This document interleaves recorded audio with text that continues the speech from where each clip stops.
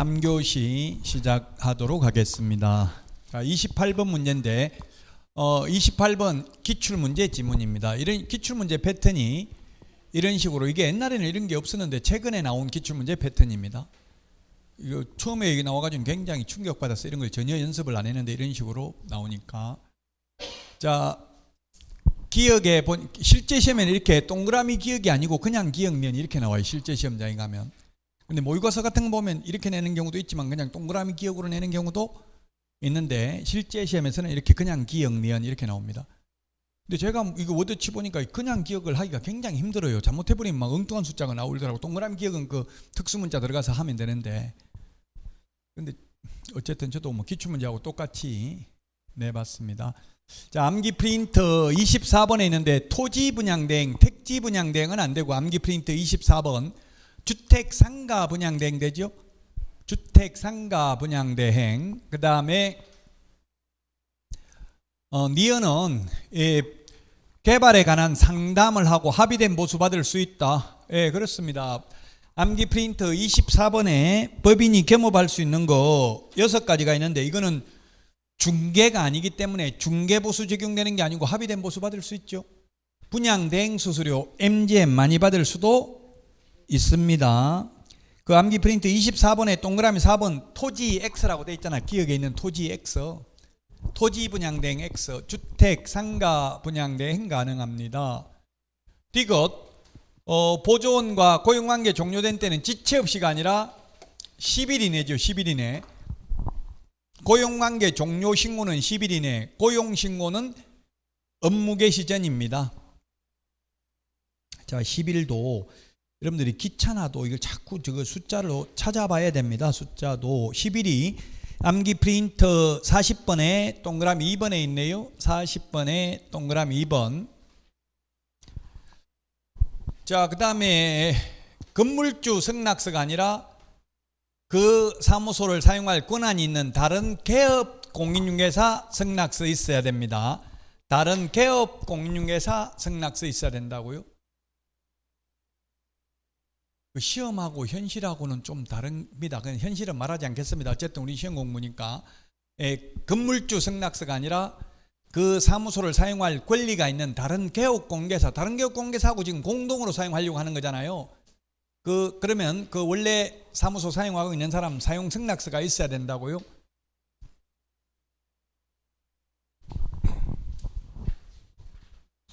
그래서 1번이 정답이 되겠습니다. 모든 과목은 약 80% 정도는 기출문제 패턴을 유지합니다. 이대로 똑같이는 안 나오지만 이런 유형으로 나온다고요. 그래서 기출문제가 가장 중요합니다. 쉬운 문제가 그래서 가장 중요한 거죠. 29번입니다.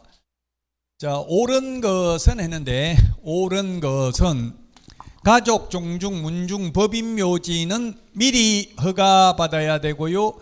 그 다음에 6개월 이내가 아니라 1년 이내죠. 1년 이내. 처음에 30년 설치할 수 있고 30년 연장할 수 있죠. 최장 60년간 가능하죠. 60년 끝나고 나면 1년 이내에 시설물을 철거하고 화장 또는 봉안해야 됩니다. 분묘기지권을 시효 취득하여 성립하는 이용관계에 관해서도 법정지상권의 경우와 마찬가지로 분묘기지권이 성립한 때부터 지료를 지급해야 된다 했는데, 성립한 때가 아니라 청구한 때부터의 지료를 지급해야 됩니다. 시효 취득의 경우에는 청구한 때부터의 지료를 지급하고, 시효 취득이 아니라 아무런 특약 없이 팔았을 때 묘 이장한다 안 한다 아무 말 없이 토지를 처분했을 경우에 분묘기지권이 성립하는 경우에는 그건 성립한 때부터, 경매로 낙찰받으면 낙찰받은 때부터 지료 받을 수 있다는 이야기입니다. 자, 그 다음에 공설 가족묘지 안에 들어가는 분묘 1개의 면적은 10제곱미터, 합장의 경우에는 20이 아니라 15제곱미터를 초과해서는 아니 되고요. 기출문제에 나왔고요. 기출문제입니다. 이거 5번 토지 소유자의, 5번이 답이네요. 승낙 없이 타인 소유의 토지에 자연장을 한 자는 토지 소유자에 대하여 시효 취득을 이유로 자연장의 보존을 위한 권리를 주장할 수 없다. 자연장이라는 말이 2001년 장사 등에 관한 법률 시행 이후에 나온 용어입니다. 옛날에는 자연장이라는 말이 없었어요. 옛날 우리 어릴 때 자연장이라는 말 못 들어봤죠?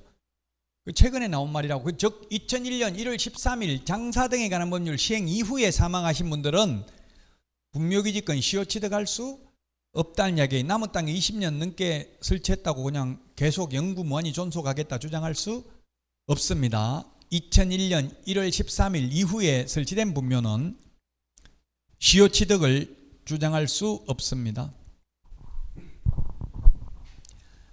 자연장이란 화초, 잔디 등의 밑에 묻어서 장사하는 걸 자연장이라고 합니다. 묻을 때에는 시험에 나온 적은 없지만 현실적으로 보면 30cm 이상 깊이로 파고 묻어야 되고요. 생화학적으로 분해 가능한 용기에 담아야 됩니다. 도자기 같은 데 담아서 하면 안 된다고. 땅속에 묻을 때 나무 상자 이런 데다가 생화학적으로 분해되잖아요. 나무 상자 이런 거는 해야 된다고요. 요즘은 많더라고. 지금 우리 아파트 뒤에도 산에 가끔 가보면 소나무에다가 어머님 편히 쉬세요 이렇게 편말 붙여놨더라고요. 그럼 소나무 밑에다가 그 뼈의 가루를 묻어놨다는 이야기죠. 자연장.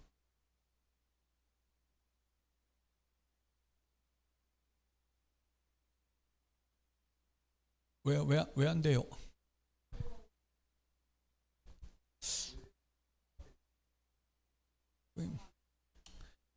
그 해놔도 이름만 써놨는데 그게 뭐 안 된다 하더라도 설령 누군지 그 죽은 사람 이름 적어놓고 어머님 편히 쉬십시오 했는데 누군지 그 찾아가지고 처벌하는 뭐 그게 뭐 어디 특별히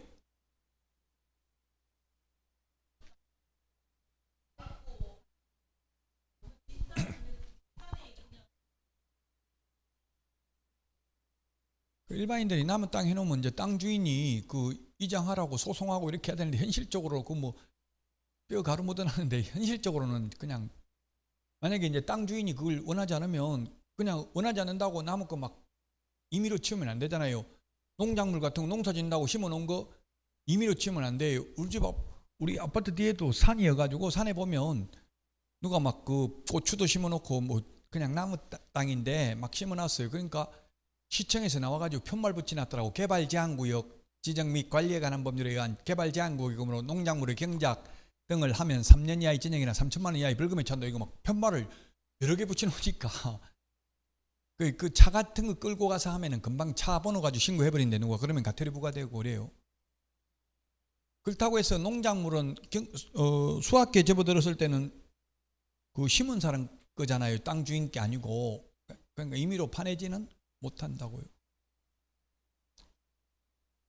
소송해가지고 아니면 그런 거 써붙여야 되겠죠. 언제까지 이거 안 하면 뭐 철거하겠다 이렇게 써붙이고 골 아파요. 그래서 남은 땅에다 해놓으면 땅 주인 입장에서도. 자, 5번이 답입니다. 어쨌든 2001년 1월 13일 장사 등에 관한 법률 시행 이후에는 분묘기지권이든 자연장이든 시효취득 인정되지 않는다. 영구 무한히 존속되는 게 아니라 30년밖에 안 되고 한 번 연장할 수 있고 최장 60년밖에 안 된다는 이야기예요. 저나 여러분들은 지금 사망해도 땅속에 60년밖에 못 묻혀 있어요. 최대.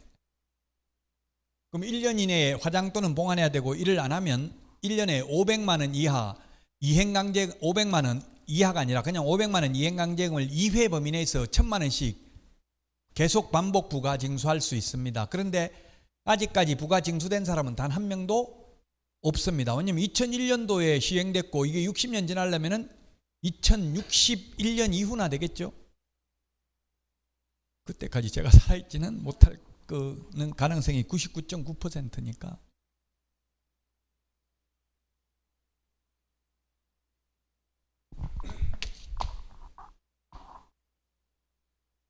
제 어머니하고 제 손주하고 딱 100살 차이더라고. 100살. 정손주하고 100살 차이 많이 나는 거죠. 보통 한 세대를 30년으로 보잖아요. 20년에서 30년으로 보잖아요. 근데 100살이면 차이가 엄청 많이 나는 거예요. 제가 막내여가지고 8번째 태어나가지고 지금 제 조카가 54살이에요. 세 번째 누나 딸이 54살이라고 조카가. 이번에 손주 봤어요. 조카가. 그럼 저는 제 손주가 지금 결혼했다는 이야기예요. 따지고 보면 옛날에는 뭐 조카하고 나이 같은 경우도 있었어요. 큰 누나는 외삼촌하고 동기예요. 외삼촌이 막내이기 때문에. 자, 전자계약 시스템입니다. 전자계약은 중개거래만 가능하고 거래 당사자 직거래는 전자계약 안 됩니다. 전자계약 체결하면 부동산 거래 신고, 해제 신고, 주택임대차 신고 따로 할 필요 없고 확정일자 받으러 갈 필요도 없습니다. 답은 5번입니다. 전자계약을 체결해도 전자등기를 신청한 것으로 보지는 않기 때문에 등기 신청은 따로 해야 됩니다. 전자계약서를 작성했다 하더라도 등기 신청은 따로 해야 됩니다. 이게 등기 신청도 옛날에는 혼자서 하기가 어려웠는데요. 요즘은 가능하더라고. 저 해봤어요. 등기 신청. 누나 것도 제가 등기 신청 누나 오피스텔 사는 것도 직접 해줘봤고요. 직접 해봤는데 직접 해도 요즘은 공무원들이 알려주더라고. 옛날에는 안 알려줬거든요. 가서 법무사한테 가서 상담하라고. 우리 내가 당연히 이거 상담해 주려고 근무하냐 이렇게 이야기했어요. 옛날에는. 근데 요즘은 다 알려주더라고요. 직접 본인이 직접 등기 신청해도 직접 한번 해봐야, 왜냐면 중개업 하려면 등기하는 거 이런 것도 직접 해봐야 좀 감을 잡을 수 있잖아요. 안 해보고 이론적으로만 설명하는 건 어려워요. 직접 등기를 신청해보는 게 좋아요.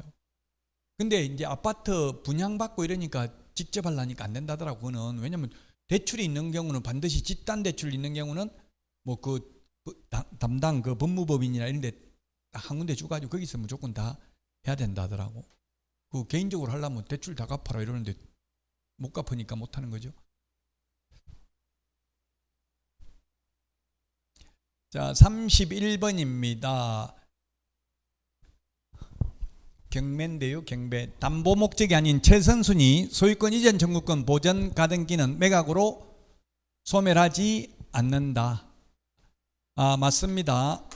암기 프린터에 다 있습니다. 암기 프린터는 33번 33번 33번이 아니고 30번에 있네. 30번에 보면 그 첫 번째 인수주의 무조건 인수되는 게 분묘기지권, 유치권, 법정지상권.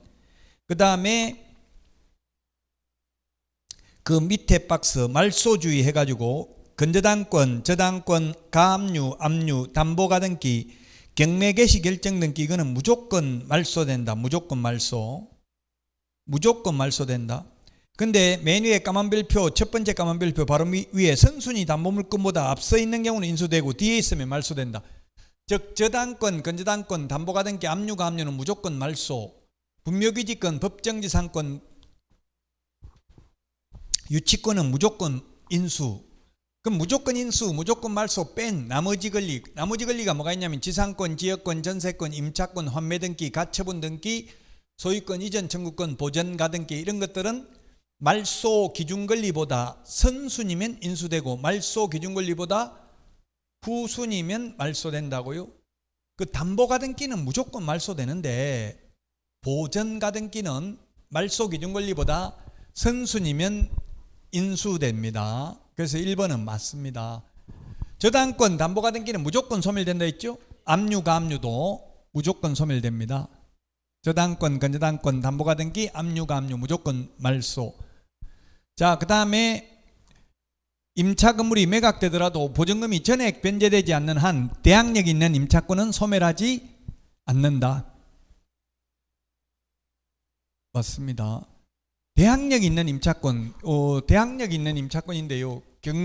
판례에 의하면 경매에서 원래 우리 경매가 아닌 일반 매매에서는 대항력은 이사하고 전입신고한 다음 날 대항력이 생기잖아요. 근데 경매는 말소 기준 권리보다 선순위인 경우에만 대항력이 있고 선순위 담보물권에는 대항할 수 없다라는 게 판례입니다. 자, 그 다음에 4번 최선순위 전세권으로서 가압류 채권에 대항할 수 있는 경우 전세권자가 배당 요구를 하더라도 전세권은 매수인이 인수한다 했는데 배당 요구하면 말소됩니다. 배당 요구하면 말소됩니다. 근데 최선순위 임차권의 경우에는 배당 요구를 했다 하더라도 다 배당 못 받았다면 전액을 다 받을 때까지는 인수됩니다. 전세권은 배당 요구하면 말소됩니다. 배당 요구를 했는데 전세권이 배당 못 받는 경우는 없겠죠. 왜냐하면 최선순위인데 물건부터 먼저 해주는데 그것도 최선순위인데 최선순위도 다 배당을 못 받는다면 그 만약에 경매 신청한 사람을 한 푼도 못 받게 됩니다. 경매 신청한 사람 그걸 무잉여 경매라고 합니다. 흔히 잉여 남는 게 하나도 없다고요. 경매 신청한 사람이 자기한테 돌아오는 돈이 하나도 없다고 선순위도 다 못 최선순위 전세권도 다 못 받아갔다면 그런 무잉여 경매는 경매 절차를 취소해야 됩니다. 경매를 할 실익이 없잖아요. 내가 돈 받으려고 하는 건데 한 푼도 못 받으면 괜히 경매 넘길 필요가 없잖아요. 그래서 최선순위 전세권은 배당 요구하면 다 배당 받는다고 봐야 돼요. 그러나 임차권은 최선순위라도 확정일자를 안 받고 그냥 대항력만 갖추고 있으면 배당을 다 못 받잖아요. 최우선 면제는 받지만 다 못 받을 수도 있죠. 그래서 다 받을 때까지는 인수된다고. 최선순위 임차권의 경우에는 압류 효력이 발생한 후 경매 목적물의 점유를 취득한 유치권자는 매수인에게 대항할 수 없다. 그렇습니다. 경매 신청 기입 등기되면 압류 효력이 생깁니다. 그래서 경매 신청 기입 등기 전까지 유치권을 취득해야지 그 이후에 유치권을 취득한 자는 매수인에게 대항할 수 없습니다. 경매 넘어가기 전까지는 유치권이 성립되어야 한다고요. 경매 신청 기입 등기 후 유치권이 발생한 자는 매수인에게 대항할 수 없습니다. 답 4번이 되겠습니다.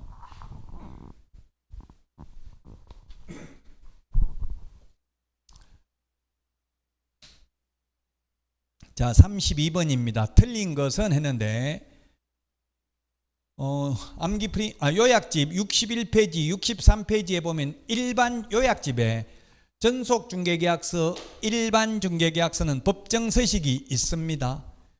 거래계약서는 법정서식 없죠? 그 다음에 2번 일반중개계약이든 전속중개계약이든 모두 법정서식을 사용해야 된다 했는데 일반중개계약의 경우에는 법정서식을 사용할 필요는 의무는 없죠? 그냥 구두로 계약해도 됩니다. 말로.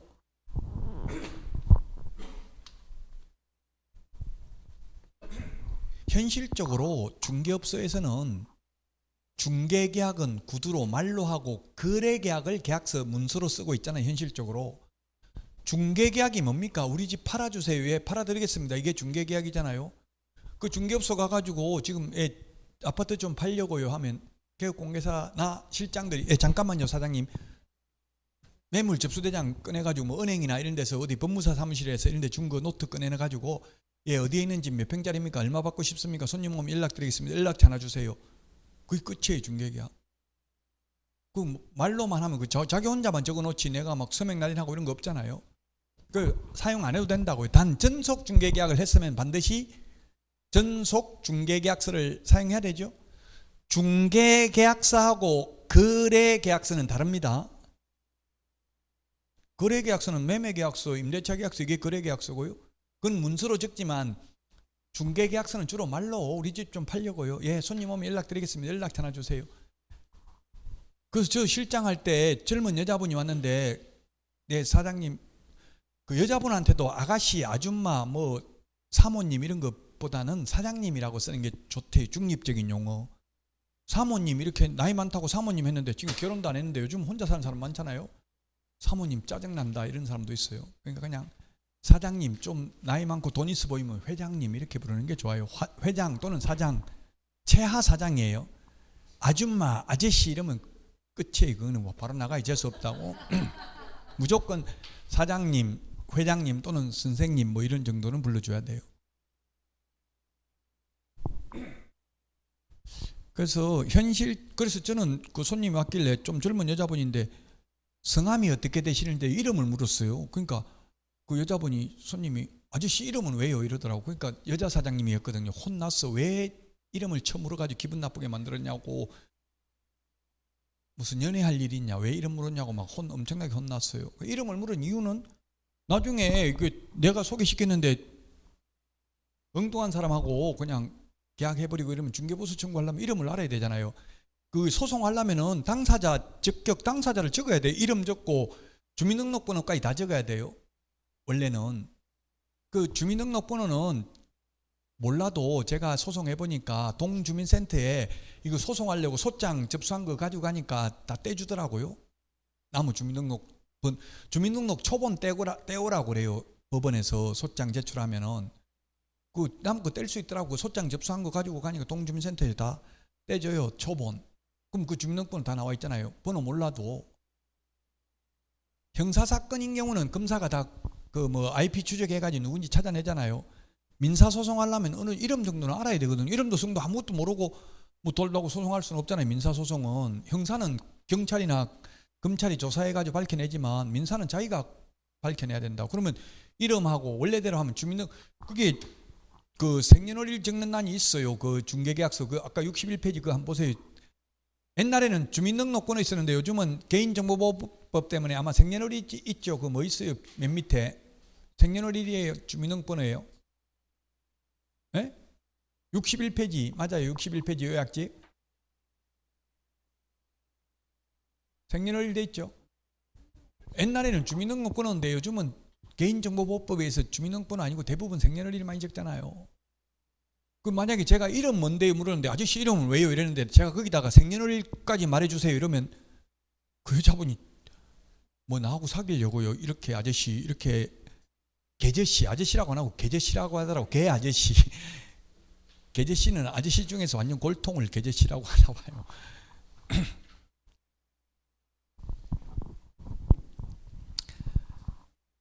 참 그 우리나라 현실이 그렇다는 이야기. 이름도 못 묻고 그냥 전화번호만 물어봐요. 그러면 이제 고객 관리 노트에 뭐라고 적냐 하면은 101호 손님 이렇게 101호 사장님 이렇게 적어요. 그럼 전화 오면 아 101호 사장님 안녕하세요 이러면 어떻게 내 목소리 알았는데 이러면 아 너무 그 목소리가 이뻐서 기억하고 있습니다. 이런 식으로 말해야 돼요. 뭐 다 적어놨으니까 이거 보고 뜨니까 압니다. 이렇게 하면 원래 전화 오면 그 중개사무소에 있는 그 모니터에 떠요. 그 누구라고 이게 고객관리 명단에 입력을 해놓으면 크게 뜬다고. 그럼 101동 302호 사장님 이러면 기분 좋아한다고 자기를 알아주면 그 이름을 알면 이름까지 말할 텐데 이름은 묻기 힘듭니다. 우리나라 현실상.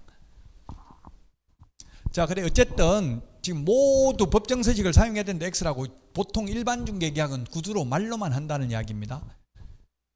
자, 그 다음에 일반 중개계약서 보존 의무 없고요. 그 다음에 일반 중개계약서 서식에 의뢰인과 의뢰인의 권리 의무사항이 기술되어 있다. 예, 개업공개사 의뢰인의 권리 의무가 기술되어 있습니다. 1번 개업공개사의 의무, 2번 의뢰인의 의무, 3번 유효기간 이렇게 나와 있잖아요. 61페이지 맞나요? 60페이지인가요?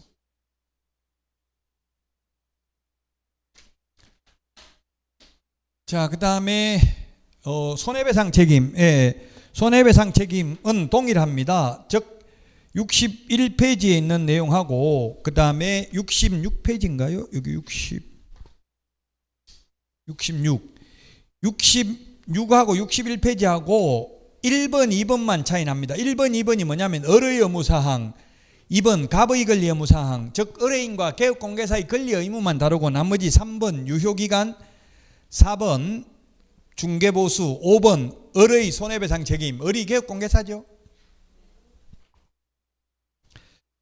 손해배상 책임에 보니까 의뢰 다음 행위를 한 경우에 갑에게 그 손해를 배상해야 된다. 중개보수 또는 실비 과다순행한 경우 차액을 환급해야 되고 확인 설명을 소리하여 재산상 피해를 발생하게 한 경우에는 손해액을 배상해야 된다. 손해액.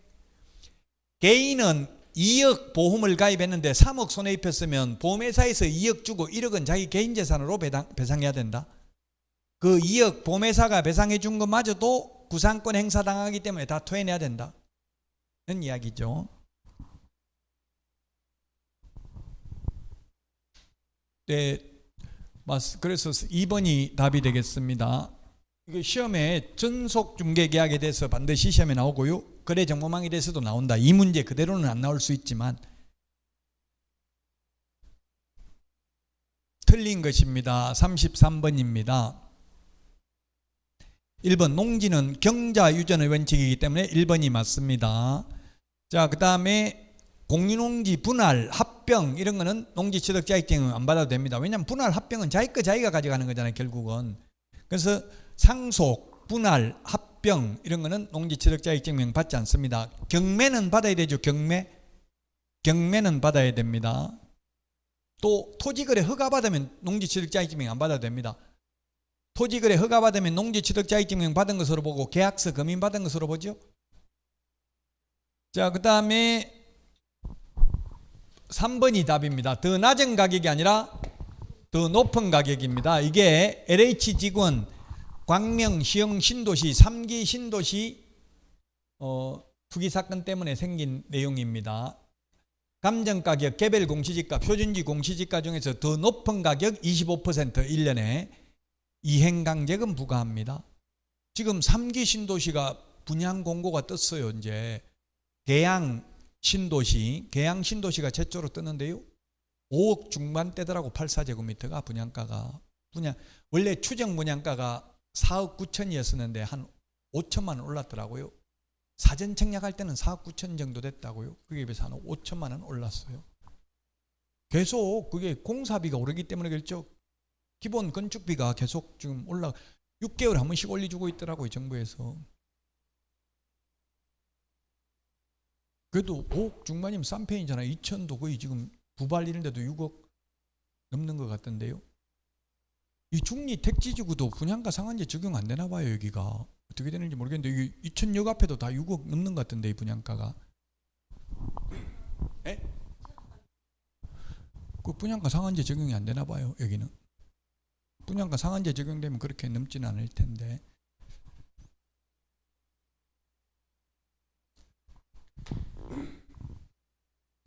근데 지금 반테크, 반도체 밸리,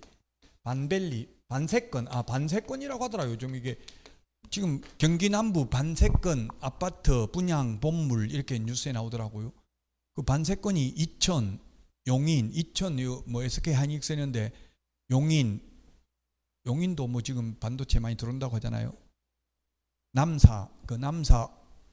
남사면 그 다음에 평택 이 세 군데 분양 엄청 많이 하고 있대요.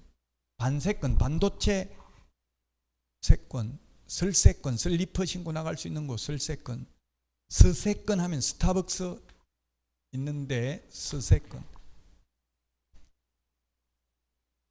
학세권, 초품화, 학교는 초등학교가 중요하더라고요. 초품화 아파트, 중품화, 고품화 아파트라는 말은 안 쓰잖아요. 초품화라는 말 많이 쓰죠. 그게 아파트 가격 비싸려면 초등학교, 초품화, 그 다음에 대단지 1000세대 넘는 경우 이런 거 몇 가지가 있더라고. 가장 중요한 건 여기죠. 여기에 가까이 있는 게 전철역 가까이 있는 게 더 중요하죠. 최고 중요한 거는 그런 거 가지고 점수를 매기보고 하라 하더라고. 하기는 몇 점 해가지고 10점 만점이면 역에 가까우면 역 몇 미터 근처면 몇 점 이런 식으로 해가지고 자기 나름대로 여러 군데 분양이 되면은 그 중에서 채점 해보고 가장 높은데 하고 이렇게 하는 게 좋긴 하다더라고요. 3번이 답이고요. 그 다음에 경매 계약 이외의 원인 6개월 이내 신고해야 되고요. 5번 그 다음에 상속도 6개월 이내 신고 안 하면 100만 원 이하가 들입니다. 4번도 100만 원 이하가 들여. 3번이 답인데 낮은 가격이 아니라 더 높은 가격 25% 이행강제금을 부과합니다. 농지법 부동산 거래 신고 등에 관한 법률은 1년에 한 번 부과하는데 건축법은 1년에 2회 범위 내에서 부과하죠. 아직 시험에 안 나와서 제가 말을 안 했는데 장사 등에 관한 법률도 아까 60년 지나도 안 파내고 계속 묻어 놓으면은 1년에 2회 범위 내에서 500만 원씩 그러면 최대 1000만 원까지 매년 부과할 수 있다고 했어요. 그건 아직 시험에 안 나왔고요. 그 다음에 또 이행강제금이 부동산 실권리자 명의 등기에 관한 법률 과징금 30% 범위 내에서 과징금 부과되고 나면 1년 안에 실명 등기 안 하면 1차 이행강제금 10%, 또 1년 지나면 2차 이행강제금 20% 부과합니다. 공법 시험에도 나왔습니다. 이행강제금 제도가 있는 법으로 바르게 연결된 것은 건축법, 농지법이 되겠죠. 그렇게 공법 시험에 나왔다고요. 이행강제금 제도가 있는 법은.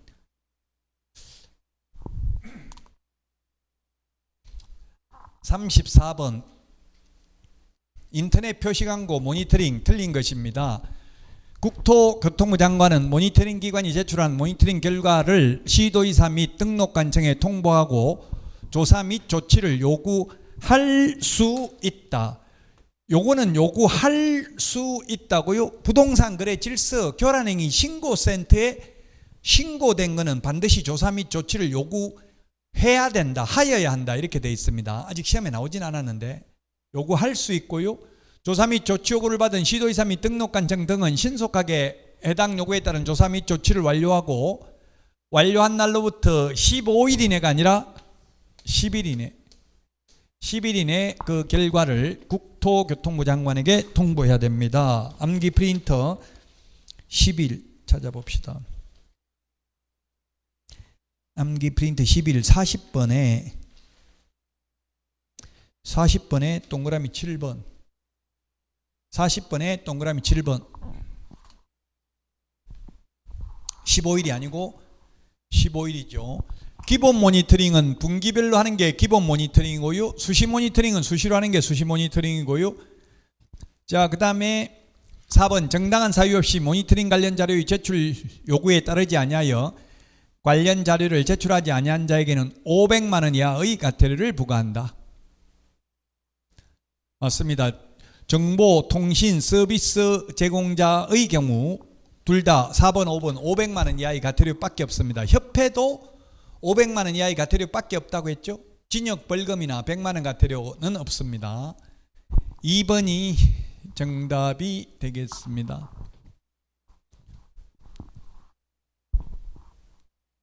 그 여러분들도 현업에 나가면 주의해야 될 게 이 모니터링 기관이 모니터링 해가지고 조사 및 조치 요구해가지고 과태료 부과되는 게 엄청 많대. 2억 정도 부과된대. 한 지자체별로 한 달에.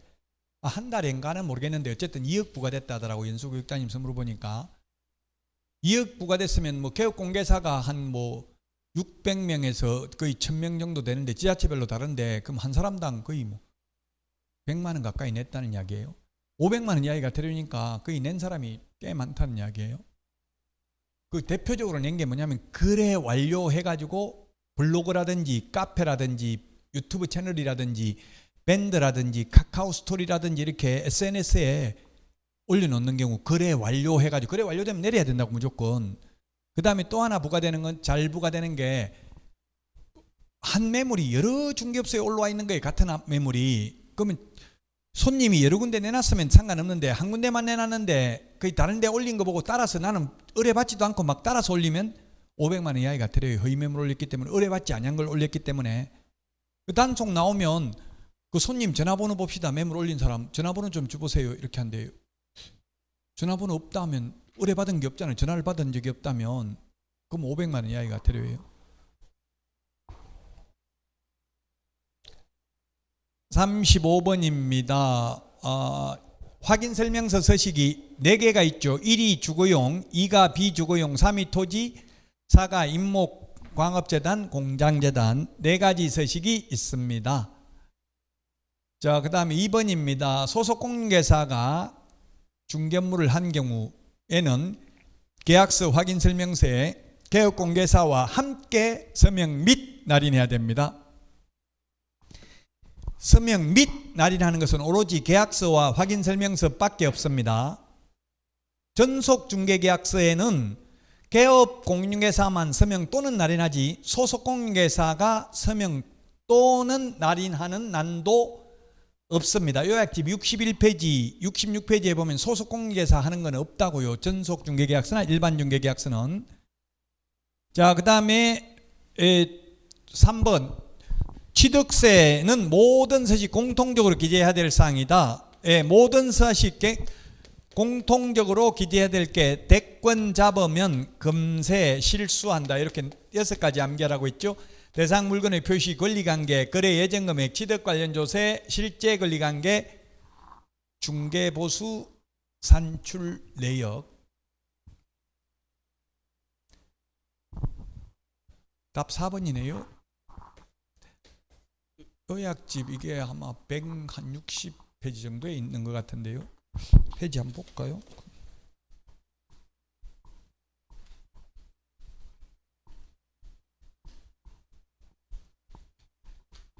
160페이지에 있네. 160페이지 정도라고 했는데 160페이지 그 동그라미 6번에 보니까 비선호시설은 1의 서식하고 3의 서식만 동그라미 해놨잖아요. 이게 어려워요. 서식을 봐야 풀 수 있기 때문에 논리적으로 설명할 수 있는 게 아닙니다. 규칙을 이렇게 정했기 때문에. 그래서 비주거용 2의 서식에는 비선호시설을 체크하지 않는다는 이야기입니다. 2의 서식이 우리 학원 같은 거, 식당 같은 거 이런 게 2의 서식이잖아요. 비주거용.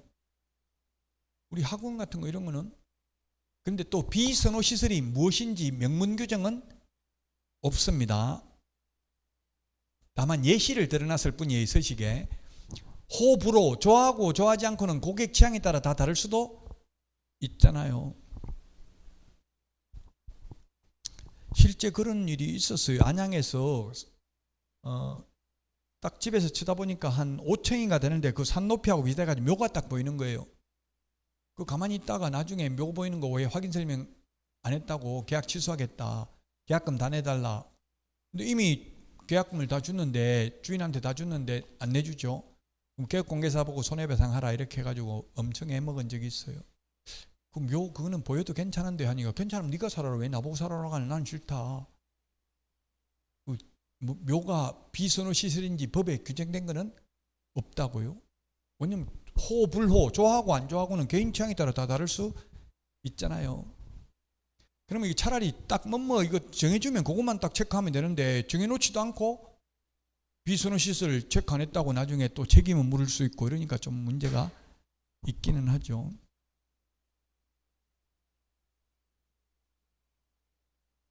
답 4번입니다. 비선호시설은 1, 3의 서식에만 기재하고 이 비주거용 2의 서식에는 기재하지 않습니다. 그 다음에 입지조건은 4의 서식에는 기재하지 않습니다. 입지조건은 1, 2, 3의 서식만 기재합니다. 4의 서식에는 기재하지 않습니다. 4 이리 쓰는 거 맞아요? 4 이렇게 쓰는 거 맞아요? 앞에 하는 게 맞죠 이거? 뒤에 하면 6이잖아요. 6 이거. 이렇게 하는 뒤에 여기가 뒤에 돼 있어요. 이거 헷갈리네. 이걸 뒤에 하면 6인가? 이게 뭐가 좀 6이죠. 이거 갑자기 헷갈리네. 5에 이게 4고 뒤로 가면 6이고 이게 로마자인가? 우리나라 글자가 아니니까 이게 알기가 힘들잖아요. 입지조건은 1의 서식은 도대주 옛날에 교판이었는데 판매 및 의료시설이 빠졌죠. 이번에 도대주교 도대주 도로 대중교통 4의 서식은 해당 사항 없습니다. 도대주 교판이었는데 판매 의료시설이 이번에 7월 10일부로 삭제됐다고요. 서식에서. 그 4의 서식은 입지조건 기재한란이 없다. 맞습니다.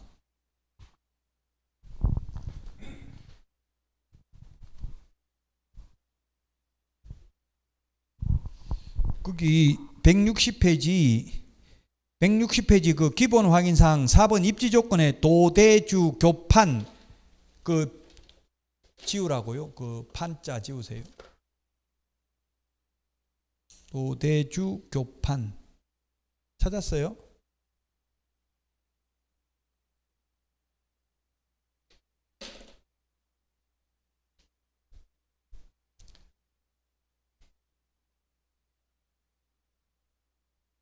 자, 그 다음에 36번입니다. 계약서에 대해서 틀린 것은 했는데 계약서 확인설명서는 서명 및 날인해야 됩니다. 맞습니다. 전속중개계약서에는 서명 또는 날인입니다. 66페이지 요약집 보면 있습니다. 소공은 소속공인중개사는 전속중개계약서에 서명 또는 날인도 하지 않죠.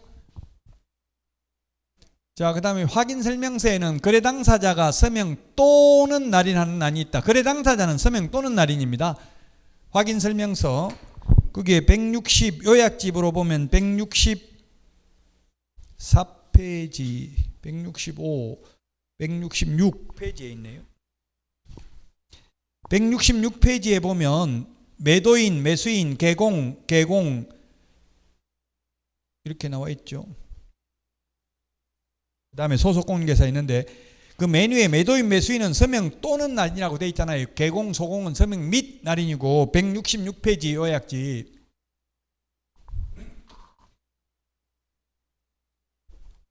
찾았어요?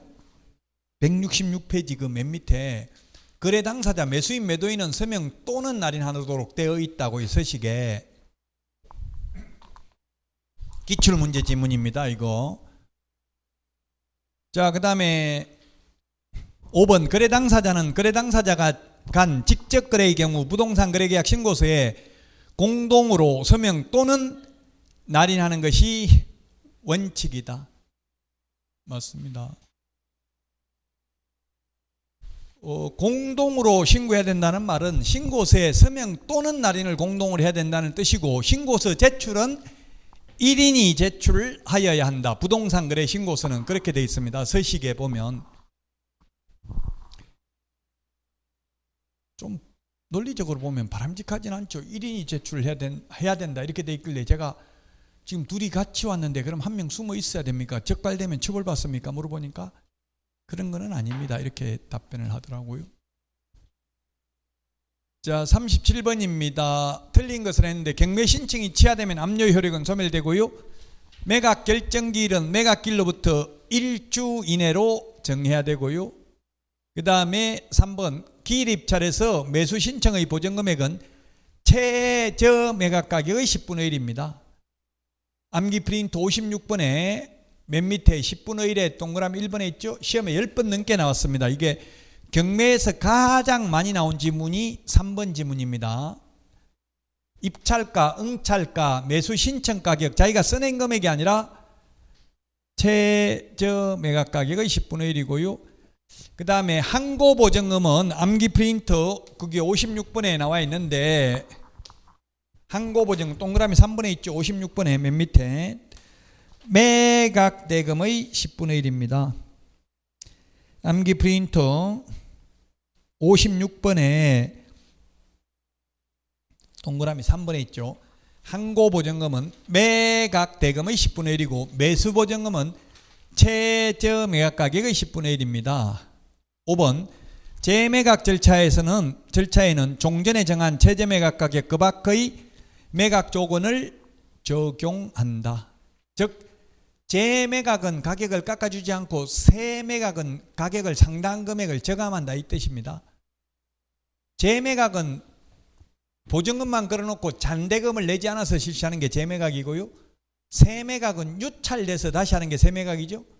자, 1억 이상 써낸 사람한테 팔겠습니다 했는데 1억 이상 써낸 사람이 한 명도 없으면 그 다음에 할 때는 가격을 깎아준다고 상당한 금액을 통상 20% 또는 30% 깎아주는데 경기도는 20% 깎아줍니다. 그 다음부터는 이제 8천만 원부터 시작합니다. 이렇게 된다고. 새매각은. 재매각은 가격을 깎아주지 않습니다.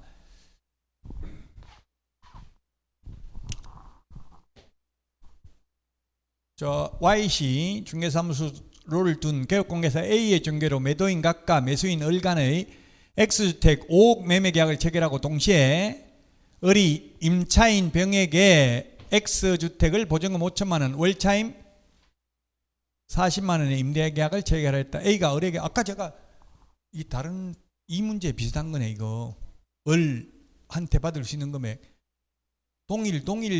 동일한 중개사물, 동일 당사자, 동일한 기회인데 이건 동일 당사자가 아니잖아요. 세를 병한테 놨죠. 갑한테 놓은 게 아니고 을이 사가지고. 그러니까 을한테는 매매에 대한 중개보수와 임대차에 대한 중개보수를 다 받아도 된다고요. 그럼 매매가 얼마예요? 5억이면 5억 이상이 0.5%라고 했네요. 5억 6억 0.4네 5, 4, 20 200만 원. 매매는 임대차가 얼마라고 있어요? 보증금 5천만 원, 월차임 40만 원 곱하기 100 하면 9천이네. 9천.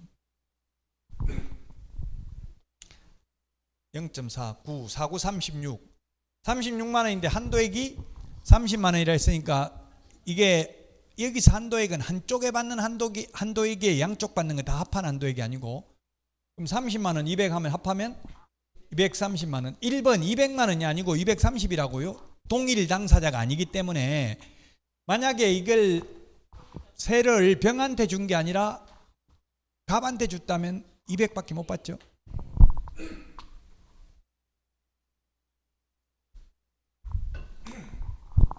(3번이) 그래서 정답이 되겠습니다. 사실 뭐 중개보수는 시험 볼 때만 계산할 줄 알면 되고, 그 중개사무소에서 계약서 적으면 프로그램에서 자동으로 찍혀 나와요. 거기다 뭐 간이가세사업자, 일반가세사업자 이 체크하는 난이 있어요. 그러면 세금, 부가가치세까지 다 더해가지고 계산돼 나와요. 10%까지. 그 만약에 여러분들이 그 계약서 확인 설명서에 적혀져 있는 중개보수를 다 안 받고 깎아주면은 따로 그 증빙 자료를 갖춰놔야 돼. 나중에 국세청에서는 전부 그 소득이 있는 것으로 추정할 수 있다는 이야기예요. 계약서 확인 설명서에 중개보수 찍혀 있는 게 아무런 다른 별도의 증빙이 없다면 그걸 다 받았다고 추정할 수 있다는 이야기예요. 그럼 다 받은 게 아니다, 실제로는 더 적게 받았다, 이런 걸 증빙 자료를 갖춰놔야 된다고요. 뭐 우리 양도소득세 내려면 취득가액 계산할 때 필요경비 빼주잖아요. 그 필요경비는 신용카드로 결제하거나 그 뭐 현금 영수증을 받아놓거나 이런 건 증빙이 있어야 된다고. 그냥 말로만 썼다 이런 거는 인정 안 되죠.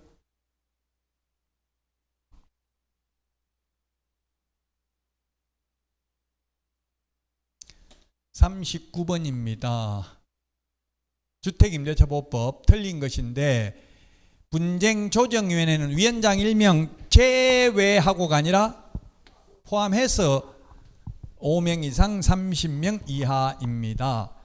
자, 먼저 공인중개사 정책심의위원회 위원은 7명 이상 11명 이하, 공제운영위원회 위원은 19명 이하, 그 다음에 주택임대차위원회 위원은 9명 이상 15명 이하, 상가임대차위원회 위원은 10명 이상 15명 이하, 분쟁조정위원회 위원은 5명 이상 30명 이하입니다.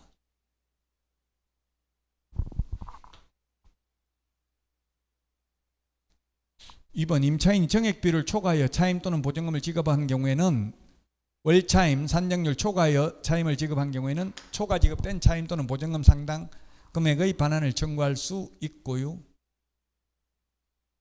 정액비율은 최대 5%인데 물론 합의에 의해서 올려줄 수는 있대요. 5%밖에 못 올리는데 법무부 유권 해석은 시세만큼 올려주고 그 대신에 2년 후에 계약갱신 요건을 행사하는 것으로 계약을 해도 무방하다, 이렇게 해석은 하고 있어요.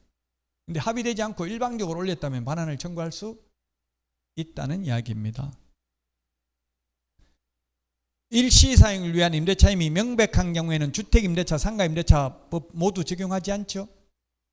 일시사용을 위한 임대차임이 명백하면 굳이 최단기 존속기간 2년을 보장해 줄 필요 없다는 이야기입니다. 자, 요거 주어를 잘 봐야 돼요. 법무부 장관하고 국토부 장관하고 잘 봐야 되는데요.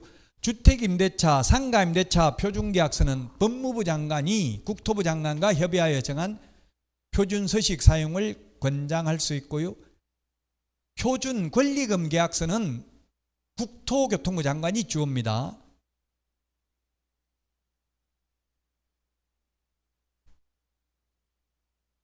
권리금에 가는 표준계약서, 표준권리금 계약서는 국토부 장관, 주택임대차, 상가임대차 표준계약서는 법무부 장관이 주어라고요. 자, 그 다음에 분쟁조정안을 통지받은 당사자가 통지받은 날로부터 14일 이내에 수락의 의사를 서면으로 표시하지 않는 경우에는 수락한 것으로 보는 게 아니라 거부한 것으로 봅니다. 조정 별로 의미가 없습니다. 거부해버리면 끝입니다. 조정이 성립되었다 하더라도. 저도 형사조정 절차도 가져봤는데요. 조정위원 2명인가 있더라고요. 뭐 형사사건에 형사 민사 같이 된 거죠. 돈 못 받아가지고 형사 고소도 사기로 고소도 하고 민사도 재직하고 했는데 조정 성립됐는데도 안 주니까 그 대신에 이제 좀 판사가 약간 협박 비슷하게 하는 건데 조정까지 다 해놓고 준다 해놓고 안 주면 이게 형을 받을 수도 있다 이런 식으로 압박을 해서 합의를 좀 유도해 주기는 하더라고요. 하기는. 근데 뭐 조정 꼭 수락 안 해도 상관없습니다. 40번입니다. 이게 기출 문제인데요. 이게 민법에도 이와 유사한 문제가 출제됐습니다. 민법에도 29번 암기 프린터 29번에 있습니다. 29번에 맨 밑에 있는 거 까만 별표 모든 상가에 적용되는 게 임시, 표준, 대개, 권해. 요거는 모든 상가라는 말은 서울에서 9억, 과미력제권역 6억 9천, 광역시 5억 4천, 기타 지역 3억 7천을 환산보전금이 초과하는 경우에도 적용되는 것을 말하는 것입니다. 자, 그러면 을과 병이 1년 미만으로 임대차 기간을 정한 경우 병은 그 기간의 유효함을 주장할 수 있다. 병이 누군데요? 병이 임차인이라고 되어 있잖아요. 임차인은 주장할 수 있죠. 맞습니다. 이거는 주장할 수 있다. 2기의 차임에게 이르도록 차임을 연체한 경우가 아니라 주택은 3기의 차임에게 이르도록 연체한 경우에는 계약갱신 요구를 하지 못합니다. 여기는 우리 요 문제는 기출 문제인데 정확하게 말하면 지금 현재 연체되고 있어야 되는 게 아니라 연체된 적이 있는 경우, 과거에 연체한 3개의 차임에게 이르도록 연체한 이력이 있는 경우에도 계약갱신 요구를 거절할 수 있습니다. 다만 3개의 차임액을 연체한 경우 해지할 때에는 1년 전에 연체한 거 가지고 1년 후에 해지는 안 돼요. 해지는 할 때는 해지할 당시에 3개의 차임액이 연체되고 있어야 돼요. 자, 서울에서 환산보증금이 9억을 초과하는 경우에도 계약갱신 요구를 정당한 사유 없이 거절할 수 없다. 그 29번 맨 밑에 줄에 있잖아요. 계약갱신 요구권은 9억 초과하더라도 할 수 있죠? 맞습니다. 이것도 맞습니다. 자, 그 다음에 리얼 서울에서 환산보증금이 9억 초과하는 임대차의 계약갱신의 경우에는 차임 또는 보증금이 임대차 건물에 관한 조세공과금 그 밖의 부담의 정감이나 경제사정의 변동으로 인하여 상당하지 아니하게 된 경우에는 당사자는 장래의 차임 또는 보증금에 대하여 정감을 청구할 수 있다. 그러나 정액의 경우에는 5%를 초과하지 못한다. X네요. 환산보증금이 9억 이하인 경우는 5%인데 9억 초과하면 시세만큼 올릴 수 있습니다. 즉 서울에서 환산보증금이 9억 초과하면 적용되지 않는 것, 최단기 존속기간 적용되지 않습니다. 법정갱신, 묵시적갱신 적용되지 않습니다. 임차권 등기명령 적용되지 않습니다. 5% 초과할 수 없다는 거 적용되지 않습니다. 월차임 전환율 적용되지 않습니다. 그러면 만약에 서울에서 환산보증금이 9억 초과하면 상가임대차의 법정갱신이 적용되는 게 아니라 민법임대차 법정갱신이 적용된다고요? 민법임대차에도 법정갱신 있죠? 민법임대차에서 법정갱신은 어떻게 돼 있어요? 임대차 기간이 경과되어서 끝나도 임차인이 계속해서 사용 수익하고 있고 임대인이 상당한 기간 내에 이의를 제기하지 않는 경우에는 법정갱신, 묵시적갱신 되잖아요.